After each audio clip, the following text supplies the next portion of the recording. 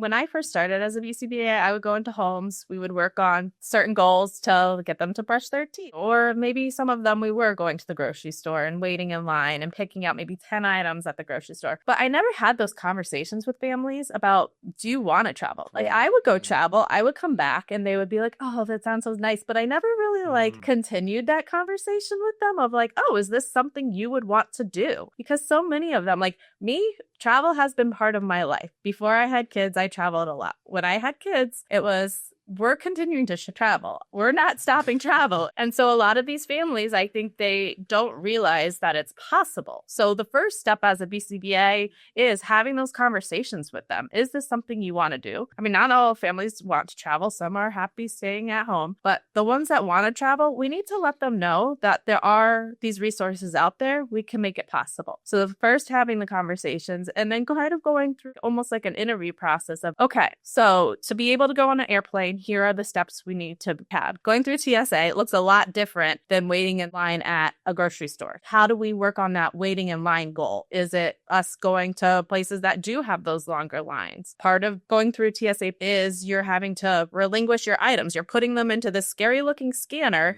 And my kids, the first time that happened, they didn't think they were getting their stuffy back. Like, I'm putting my favorite stuffy into this. Where's it going? So practicing that is going to be huge because in the moment, you're not going to want to melt down. My kids, we were able to explain it and they understood, okay, I'm going to get it on the other end. But practicing, I mean, create a cardboard box where we have a practice scanner, like we're doing these things at home. Those can be goals. Also, just looking at the parents. Like, I know traveling for me is stressful by myself, let alone traveling with a family. So let's create goals for the family around travel. How are parents going to cope? If you're traveling with another adult, what does it look like giving each other breaks? Because you're going to need them. So there's so many pieces for us as BCBAs, just digging into what we need to work on with the families and how we can expand that to travel.